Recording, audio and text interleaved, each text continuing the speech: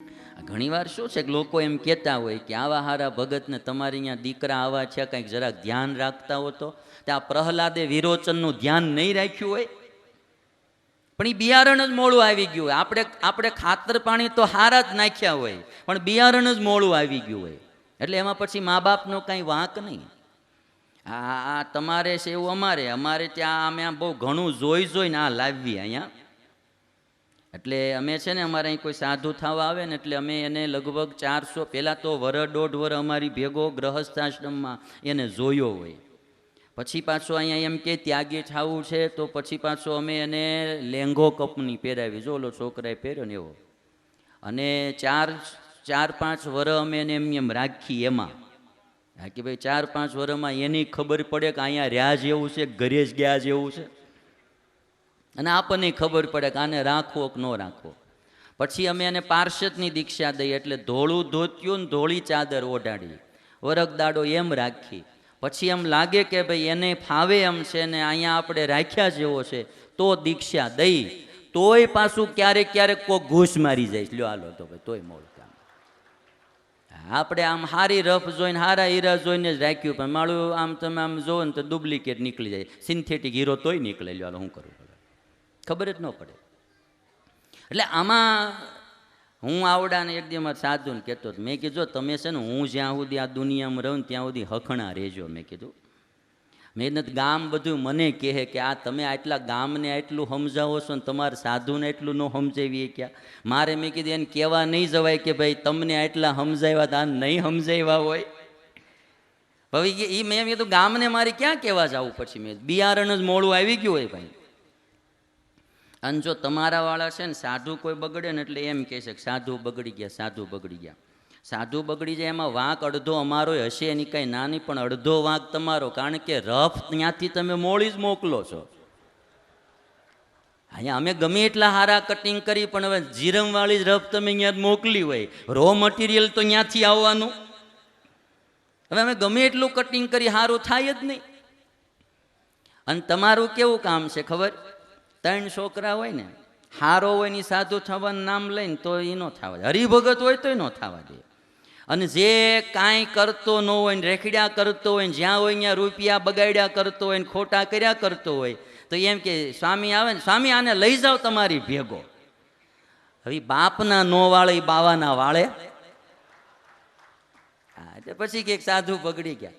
અને અમારામાં બિચારાને હું અમુકને ચેલો ન હોય એમ થાય જોડમાં કામમાં આવશે એમ કરીને લઈ લે, પછી આ બધા બારદાન મોળા નીકળે. બાકી મારું તો એવું માનવું છે કે સાધુ હોય કોઈ દી બગડેલો ન હોય ને બગડેલો હોય કોઈ દી સાધુ ન હોય. ભાઈ સાધુ અને બગડેલો કઈ રીતે? તમે એમ કહો કે સૂર્ય અંધારું ફેંકે છે, એ સૂર્ય ન હોય, એ કંઈક બીજું હોય, વેશ એણે સૂર્યનો ધારણ કર્યો હોય, બાકી મૂળ એ સૂર્ય હોય. સૂર્ય તો પ્રકાશ પાથરે ભાઈ. અને એટલા માટે આપણા જીવનમાં પણ બાળકોને સંસ્કાર દેવા. પ્રહલાદને નાનપણથી આ સંસ્કારો હતા, તો નારદજીનો યોગ થયેલો એટલે સારા ભક્ત થયેલા. આપણા જીવનમાં પણ માતા પિતાઓને મારી વિનંતી છે કે બાળકોમાં રૂડા સંસ્કાર નાખવા.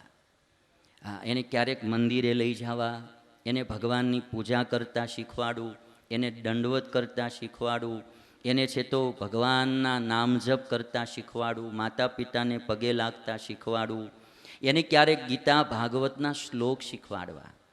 હાવ નકરા પિક્ચરના ગાણા ન શીખવાડવા. ક્યારેક છોકરાઓના મુખમાંથી સંસ્કૃતના શ્લોક નીકળે ને ભાઈ, એ હારા લાગે. એટલે બાળકોમાં માતા પિતાએ થોડા રૂડા સંસ્કારો નાખવા. સુખદેવજી મહારાજ કહે છે કે રાજા, હવે હું તમને અત્યાર સુધી જે કથા ચાલી 7મ સ્કંદ સુધી, એ પ્રથમ મન્વંતરની કથા ચાલી, સ્વાયંભૂ મન્વંતરની. પછી બીજા મન્વંતરમાં એક વિભુ ભગવાન થયા, અને ચોથા મન્વંતરમાં એક હરિ નામનો અવતાર થયો, અને ગજેન્દ્રનો એણે મોક્ષ કર્યો છે. હાથી સમુદ્રમાં પાણી, નદીમાં પાણી પીવા ગયેલો સરોવરમાં, અને મગરમચ્છે એને પકડી લીધેલો, અને ત્યારે ભગવાને અવતાર ધારણ કરી અને મગરમચ્છથી એ હાથીને છોડાયો અને એનો મોક્ષ કર્યો. એ હરિનામનો અવતાર થયો. આ અવતારની વાત મારે એક જ કહેવી છે કે હાથી હતો ને, જ્યારે મગરમચ્છે એનો પગ પકડ્યો, એના હગાવાલા કોઈ સપોર્ટ કર્યો નહીં, કોઈ બચાવવા ઊભા ના રહ્યા. તેથી હાથીને એમ થયું કે આ દુનિયામાં ભગવાન સિવાય મારું કોઈ નથી. કારણ કે જે આ હાથી હતો ને, એ હાથી પૂર્વ જન્મમાં દ્રવિડ દેશનો રાજા હતો.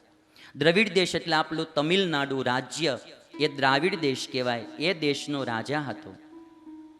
અને અગત્ય મુનિના શ્રાપને કારણે એ હાથીના શરીરને પામેલો. પૂર્વ જન્મમાં એણે ખૂબ ભજન ભક્તિને તપ કરેલા, એના આત્મામાં સંસ્કાર રહી ગયેલો. હાથીના શરીરમાં પણ એને જ્ઞાન થયું કે ભગવાન સિવાય આ દુનિયામાં મારો કોઈ નથી. હરિબિન કોઈ ન તેરા, સમજ નર હરિબિન કોઈ ન તેરા. પત્ની પુત્ર બધા જ જતા રહ્યા. હાથી એકલો ત્યાં યુદ્ધ કરે છે મગરમચ્છ હારે, અને એમ થયું કે હવે રક્ષા કરે તો ઉપરવાળો કરે. તેથી હાથીએ સરોવરમાંથી એક કમળ લઈ સૂંઢમાં અને ભગવાનને ચડાવવા ઊંચું કર્યું, અને હે હરિ, તું મારી રક્ષા કરજે. તેથી ભગવાન ગરુડ લઈ અને વૈકુંઠમાંથી આવ્યા છે. અને જ્યારે એ આમ કમળ ઊંચું કર્યું હાથીએ, ત્યારે તો ભગવાને ગરુડનો પણ ત્યાગ કરી દીધો. ગરુડ તજીને પાળા પધાર્યા, ગજ સારું મહારાજ, એવી રીતે તમે આવો દયાળુ કરવા અમારા કાજ. ભગવાને ગ્રાહથી હાથીને છોડાવ્યો. એ હરિનામનો અવતાર ચોથા મન્વંતરમાં થયો. છઠ્ઠા મન્વંતરમાં અજીત નામના ભગવાન થયા. દેવો અને દાનવોએ જે સમુદ્ર મંથન કરેલું, એ અમૃત કાઢવા વખતે અમૃતનો કુંભ લઈ અને આ અજીત ભગવાન આવેલા. અને પછી સાતમું મન્વંતર શરૂ થયું, જે અત્યારે ચાલી રહ્યું છે. બ્રહ્માજીના 51મા વર્ષનો પહેલો દિવસ ચાલે, અને એમાં 7મા મનુનું રાજ અત્યારે ચાલી રહ્યું છે. અને એ સપ્તમ મન્વંતરમાં વામન ભગવાનનો અવતાર થયો છે. અસુરોની જે કંઈ સંપત્તિ હતી, અસુરોએ બધી લઈ લીધેલી દેવોની સંપત્તિ, અને દેવતાઓ બધાય સંપત્તિ વિનાના થઈ ગયેલા. ત્યારે વામન ભગવાને અવતાર લીધેલો, અને બલિરાજા પાસેથી બધું જ રાજ્ય પાછું અપાવવા માટે ભગવાને આ અવતાર ધારણ કર્યો.